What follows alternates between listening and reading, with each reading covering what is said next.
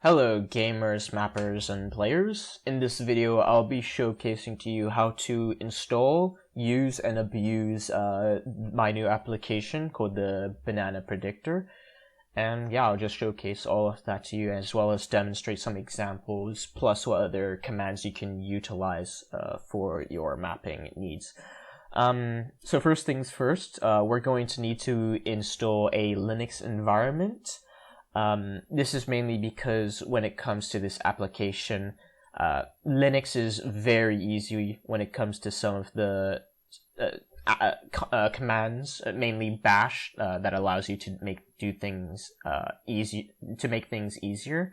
And another is because I've had quite a lot of problems when it comes to attempting to install like the application on Windows or whatever dependencies it needs, and it's just been a huge pain in the ass. So I'd recommend that you do it this way if you're on Windows. If you're on macOS or on Linux, then it should be very easy to do all of this. You'll see which part it is. So first things first, we want to go to the control panel, and under the programs, we want to click over here, turn on Windows features on or off, and you want to scroll all the way down here. And I'm not really sure whether this is for anything below Windows 10, but I am sure that Windows 10 and above has these things, and that is the virtual machine platform and the Windows subsystem for Linux. So you want to check box all of you just want to check box these two ones and then press OK. Maybe you have to restart, I don't know. If so, then restart. And then moment of truth, go to the PowerShell, run as administrator. You'll have this thing pop up, and then just hit yes, and then let's do WSL, and let's do -- help. If this outputs if it outputs it like this, then yeah, it should be running correctly. If not, try to find a fix for it, I guess. But I don't really need this help. I'd recommend you look through it if you're interested, but if you're not and you just want to install the Windows subsystem for Linux, so we'll just do it like this. Let's first try to see what we can install by doing list online. And it seems we have all of these things to install. If Debian's not on the list, then I guess Ubuntu should be the second option. But I'm going to stick with Debian, so I'll just do WSL -- install -- distribution, and then let's just do capital D Debian. And then let's just hit enter, and I guess PowerShell is now useless to us. So let's just exit out of this, and let's make this, a half full screen. So with our new Unix username, just put in like a random set of words. And for the new password, just do a regular password. I'd recommend for the username to just put it on lowercase, and for the password to be something you remember because it's a little bit important. Then let's just do sudo apt update and sudo apt upgrade. This is a little bit important when it comes to Debian. You want to update your system once you've installed it, just to make sure if anything's out of place, because we will be installing some things later. Actually, you know what? No, we're going to be installing some things right now. So let's try to search up the BananaPredictor. I'm just going to go on Google, so let's do BananaPredictor. I'm guessing it's a unique name because, yep, there it is. So let's just click on the BananaPredictor. And then let's just scroll all the way down to what it needs to be installed first in order to get things done. So it sees that we need to download and install libosu. So yeah, let's just quickly do that. Let's click on that link. This is another project of mine, who would have wondered. And then let's see what we have to do over here. So it says that the tools we need is make, GCC, and pkg config. And there's also another one, which is git, because we're installing from GitHub. So yeah, let's just do that. Sudo apt install, because we're installing the apt packages, and sudo because it's, we're running it as root. And then let's do make, GCC, and pkg config. And then let's also do git as well. And yeah, let's do yes. This should take a while. I'm not sure. Yeah, it shouldn't be too long, but it should just take a while. And then, yeah, later it should be very easily smooth sailing from there.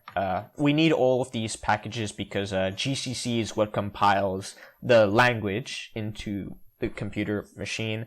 Make is what allows us to use GCC very easily by doing this on multiple files. And PKG is just so like we can find the path for all this stuff. And so you don't need to worry about what it actually does, but it is necessary for installing, and for installing, maybe you can even say functionality of the BananaPredictor application. So let it install it. It seems to be almost done. And yeah, let's just clear it because we don't need to see all of that. Then let's just do git clone, and then, oh, okay, let me zoom out actually. I don't know why it does that. Let's copy this code over here and then do git clone, right click, and then press enter. And then it should be getting all our stuff. So then let's go into the directory. CD means like, okay, here, I'll even show you in the GUI. So when you CD, like over here, cd lib osu over here, what it does is that it says change the current directory to libosu. So, well, it's kind of like this, double clicking. We've changed the directory to libosu. And yeah, that's just if you're confused what cd means. And then let's also look back into here. So yeah. So are we in the makefile area? Let's do ls.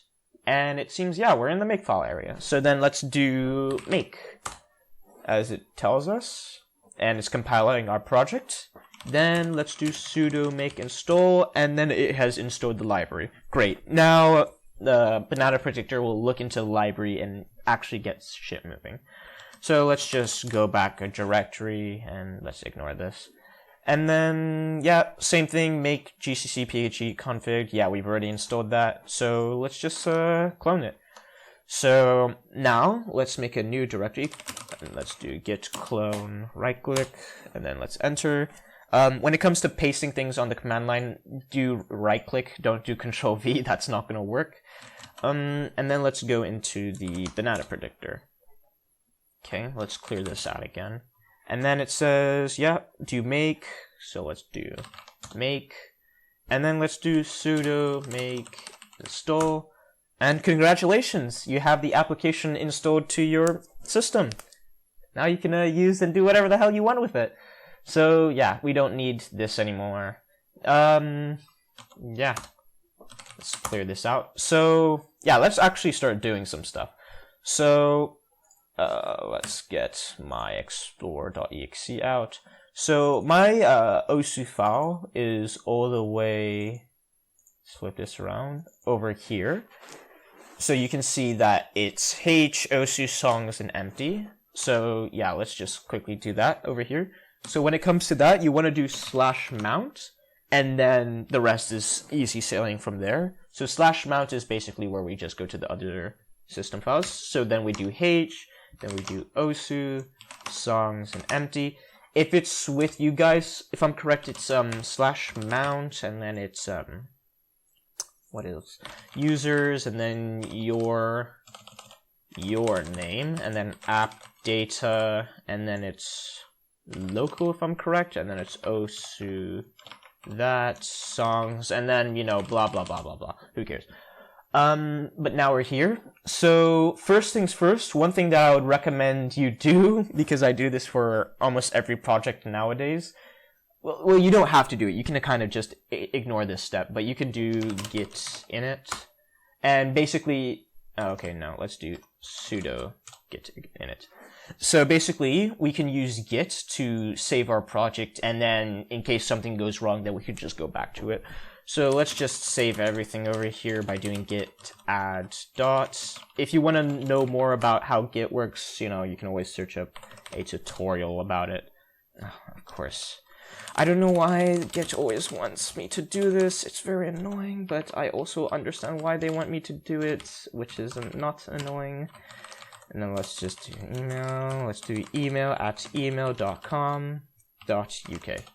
And then let's just do config global user.name email.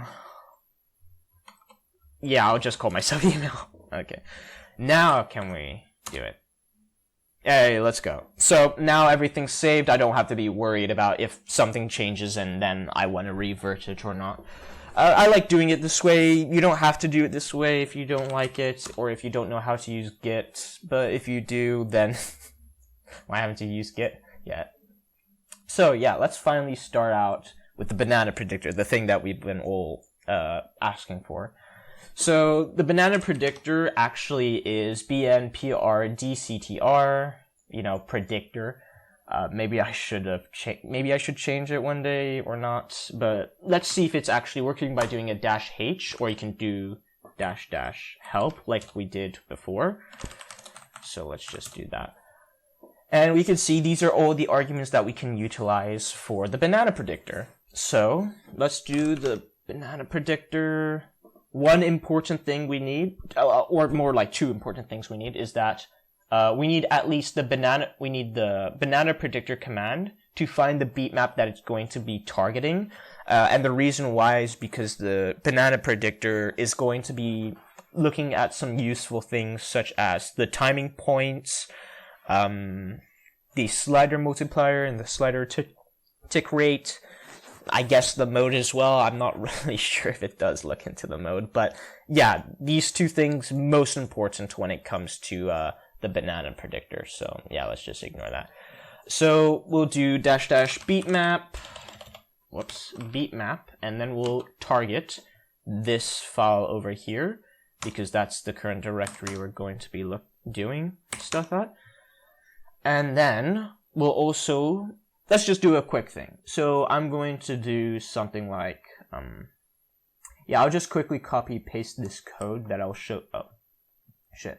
I'll copy paste this code quickly that I'll show you guys. I'll explain what it does. Let's do beatmap art dem, and then let's do. I forgot it. You don't have to right click for that.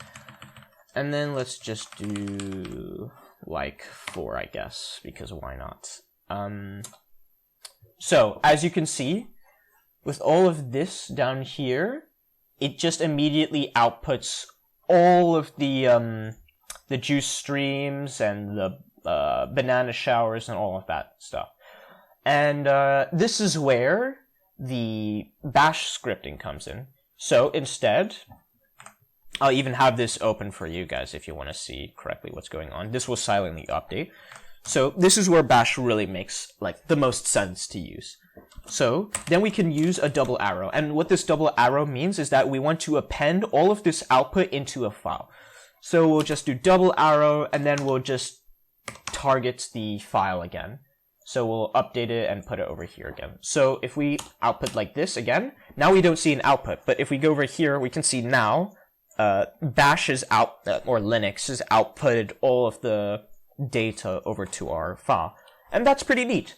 But, sometimes you just want to know, like, if it's outputting correctly or how much there is left to output. And this is my favorite part of the command, where if we scroll all the way to the top, again, and that is the -o command. And that is, what it does is that it outputs to a file, location, and then it will give you this neat little feature where you can see the progress of that output. So if we just let's remove everything up to here. So let's scroll down here again. And then let's do --output. And where I like to put the output file, you can put it in your directory over here. You can put your file over here. I don't like to put that there. I like to put it on a temporary folder where it will just be deleted like once the system has restarted. And I like to put it on the Linux system directory, which is on /temp. And let's just do like file.osu, I guess, to make it more unique.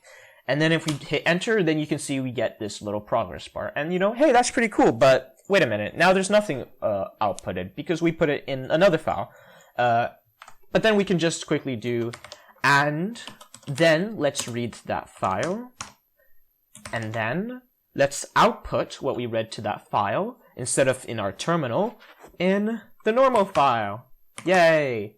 So then if we hit enter, we get that progress bar because we're still storing it in the file, but we're then reading that file, and then we're storing it back into here. So then we can see that, hey, look, it's updated. Now it's actually reading the file while we still get this little progress bar. Whoops. This little progress bar over here.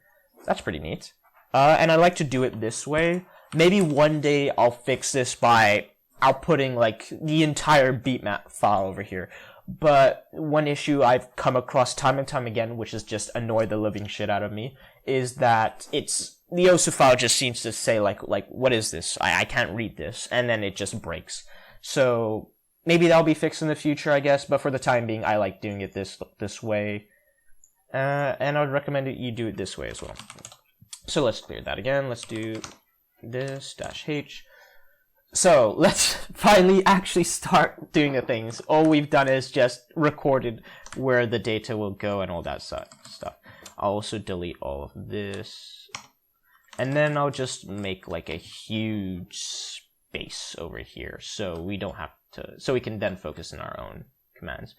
So the first command that I'd recommend you learn is the -d or the -distance, which, this is actually, I just realized, a little bit incorrect because it's not the time. A time is an integer, but this actually works with a float if you saw before. So if we just copy and then we paste that here. Oh, God damn it. Please don't tell me it's not going to work now. Copy, paste. Hey, there we go. So the -d is a little bit wrong. You can put this as it says num float. So you can put like 0.1 or 001. And it's going to be like outputting the file, you know, the object like every 0.001 times, and then, you know, later on. But yeah, the -d, actually, let's just ignore this as well, the -s. That's going to be later for us to learn, but because the -s, that's going to be the part where you guys are going to go crazy. But, you know, you need to learn the fundamentals too. But yeah, let's also change this to --distance, so you guys remember better. So the distance can be any number. If you don't have a --distance or a -d, then it will always be of a value of 1, which I'd highly recommend you be careful when it comes to 1, because it will break, well, no, it won't break your system, but it's going to be doing a lot of processing depending on like the areas of how you want to do the shapes of the predictor. So I recommend you always just do it at a distance of 4. And so if we hit enter, we see it's updated.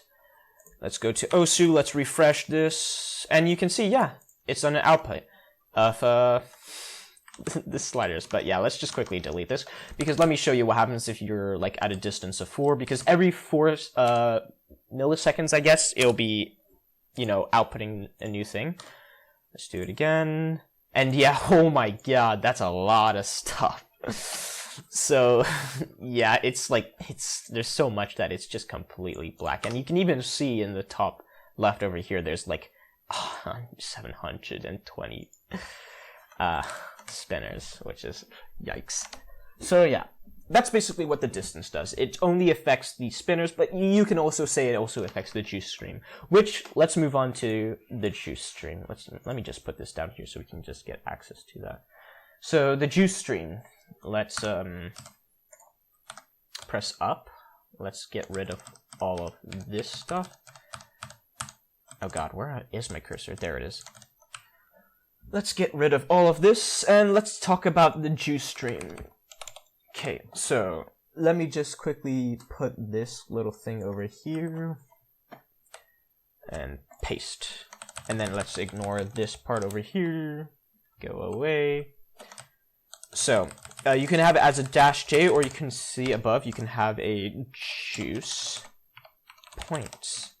And the way how this works, actually I have a little visual over here. Let me go over here. So if you have one path and another path and another path and another path and, you know, multiple paths, the way how the BananaPredictor will interpret this is that it'll first look at the first object, then it'll go to the second object, then it'll go to the third object. Actually, let me also draw lines like this, you know. And then it'll go loop all the way back to the first object, and then it'll loop to the second object, and then third object, and then back, and then for a second. And it will keep doing this because the juice streams is only placed more and more times over, the more the banana predictor hasn't found the correct x-axis for the banana. So it will just keep looping this over and over and over again. So that's why it's a little bit important that you have the path correct, because depending on how you input it, it does matter how it will be placed. But other than that, then yeah. So let's see this in action. Let me actually, I remember doing this before. Let me just put this a -d of like 4 because this will crash the system. Well, it won't crash it, but my god, it's going to be so much load. So let's hit enter. Let's F5. No, let's not F5. For fuck's sake, let's see. And yeah, you can see, yeah, let's actually look back. So let's focus on this one because this one over here is that one. And you can see that the x-axis starts on 0 with the y-axis on this. The y-axis being down here. For some reason, I don't know why, but the y-axis is down here. Down here is like 300, but up here is 0. It's always confused me. But yeah, basically, you can think of the way that it shows in the notepad here. So you can see that it starts, XY is here, starts XY over here, and depending on how many more of these line things, then it's just going to keep putting more of these line things. And yeah, that's essentially what is happening with the juice points. You're just telling it, hey, place this part over here, or place it over here, or place it over here, and yeah, that's essentially what the juice thing is doing. So yeah, we can now just ignore it. Let me reset this --hard so we don't have to do more things with that. That's why I really like git. You can just, instead of having to like just go all the way over here and then deleting all the lines over here, we can just ignore that. You can just do a git reset, and that's why I really love git. It just does a lot of things for you. I kind of am confused why Peppies never really use git. Like, they only have their own little implementation for that stuff. But who cares? What? It doesn't matter. So now let's go to the final part, and that's the shapes. Yes, who doesn't like shapes? So let me just quickly copy paste this over here. And as you can see, you can have multiple shapes, and the banana predictor will say, like, yeah, you know what? Sure, I'll work with this. I'll see what I can do with it.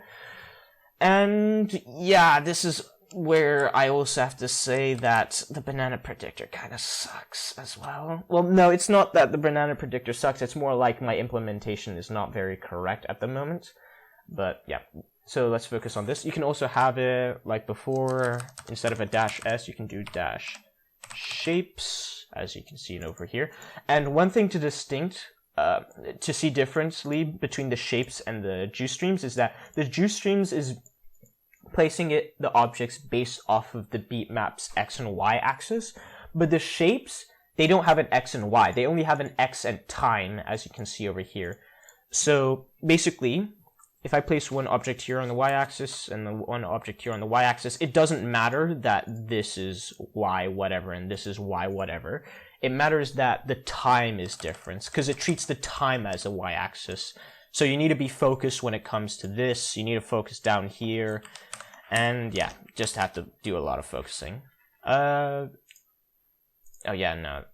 Actually, no, let's just ignore all of that. That's for later. Let me just minimize it. Go away. I'll explain it like that later. So yeah. Did I do... Okay, -4, that's good. But yeah, let's just see what's going on over here. Let's enter. See that, and you can see, you know, there's also like this, and you can see with all these objects you can do what, 1, 2, 3 shapes. You can see 1, 2, 3 shapes, and then you have the juice stream in the middle. I did forget to say that if you don't input a juice stream, then it will always just be in the middle. That's why I say that the beat map and having at least one shape is mandatory for this application to run. But you can see you can do many things with that. You have like all these stuff like that. And yeah, so yeah, you can have multiple shapes and stuff, and yeah, if you combine all of your knowledge, then let me just copy paste some code. Let's git reset -hard. Then let's delete all of this. And then let's apply our knowledge. Because we are here in our garage. Such an old meme. Okay, let's output this, and we can see we have our juice streams over here, and we have two shapes. And yeah, I kind of want to. I also forgot to say you can have like a shape in any shape. So let's just quickly output this. That took quite a while because that's scary. Yeah, that's also a little bit bad that it's that hard. Oh god, did I crash my PC? Uh-oh. Yeah, this is one thing when it comes to... Oh, there we go. So yeah, this is one thing when it comes to the BananaPredictor. If you do too much, or if you're asking too much from the BananaPredictor, then the OSU editor is just going to cry. But yeah, you can do something like that. Did you see that? That was pretty cool. Look, you have the bananas that look like a triangle over here, and you have a bananas that looks like a triangle over here. That's pretty cool. So yeah, you can do like quite a lot of things with this. Let me get reset dash hard. Okay. So yeah. Now here's the issue. Let me copy and paste one last line of code that comes that I'm showing you. And that is that this project is not fully completed because actually let me show you the original map behind it. So if you see over here, I'll also show you my mapping process. So I originally like to do it this way, but sometimes I like to do this way.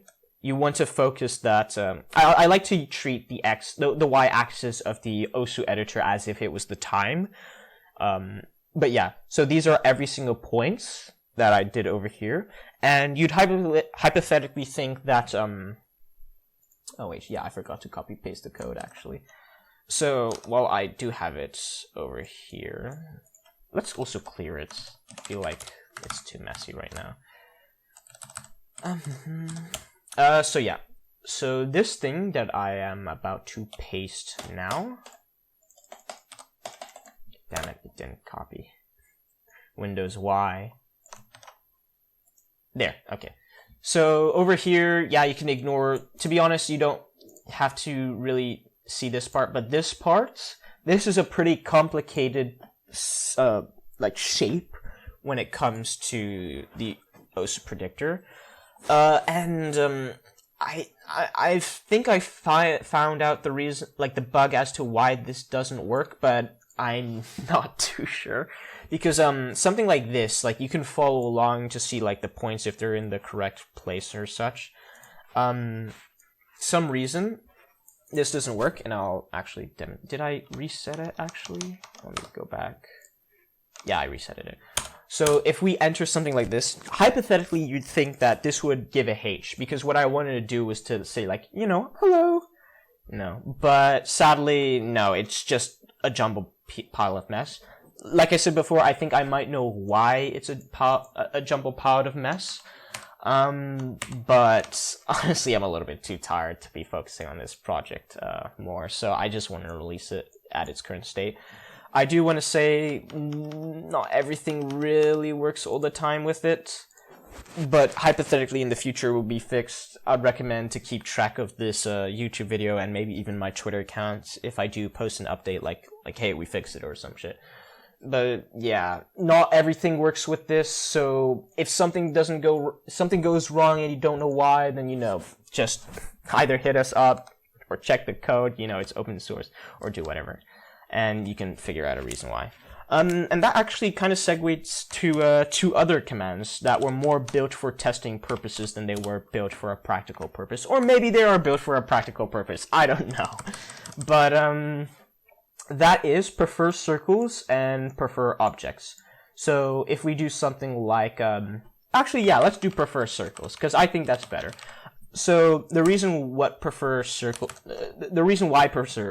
circles even exists is because if for some reason, like a couple issues I've been getting with the OSU because I'm basing a lot of my code off of OSU Laser. For some reason, there were some bugs that I managed to find in OSU Laser that they didn't fix because OSU Laser and the original OSU code aren't really like 100% compatible. So that's what I use with prefer circles. What it does is that it outputs what the BananaPredictor thinks it is, because if for some reason the map is not giving you the correct things, then it will just tell you what it's thinking. So if you just output something like this, now you think, wow, it's fixed, but no. You see, like, it's still a jumbled pile of mess. It doesn't give you that H letter thing. So, but yeah, that's what I like to use with prefer circles, just to debug whether to see like if the code's actually working or not. And the other one, which is record objects, you could use this if you want to like make sure everything is recording properly, or if you want to do testing with the RNG, or if you just want to have like a new output that records all your files or whatever, then you can just do record objects. Because what happens is that, so let's say I place like, you know, something like this over here. If I delete this and then I just run it, so let's refresh it. You see, this is still here, but the BananaPredictor only outputted what it's supposed to output, basically the BananaPredictor, what it predicts with the bananas. Let's actually remove all of this, to be honest. However, if you have to do like, if you have to record the object as well because you want to put it in a new beatmap file, or you want to do other things, like I said, you can just do record objects and then just hit enter. And then, hypothetically speaking, yeah, now we have 2 of these objects, as you can see. Let's just delete all of this.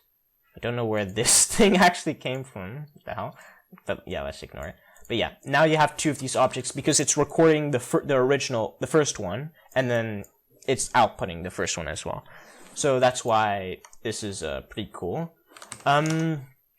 Okay, so now we've gone through all the other things, all the other arguments. I do want to say one more thing that is in relation to... Uh-oh.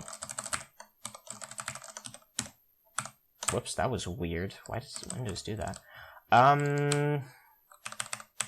So one more thing that I have noticed, that if you like start using the BananaPredictor and you're working on a map and you just like place like this over here, and then let's run it.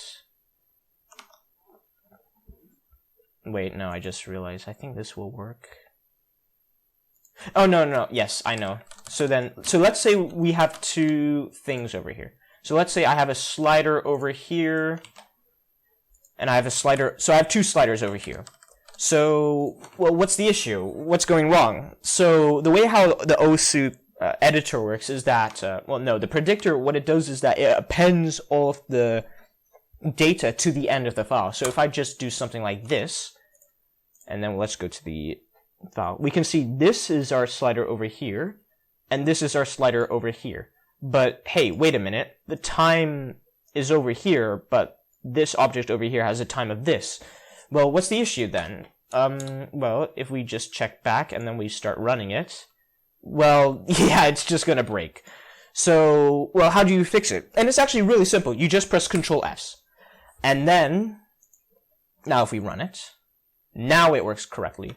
Well, why is this, I don't fucking know. No, I do know. It's because what's happening is that when you press Control S, the OSU editor will then, like, you know, it'll put all the objects to its correct place, and then it will actually start to work. But if you do it the other way, then the RNG is going to be handled a different way. So it's better if you save it before you run it, because if you just run it outright, then it's going to break because of the objects that are out of, like, over there, like above it, over here. Why is it crashed? It's a crashed what? Okay.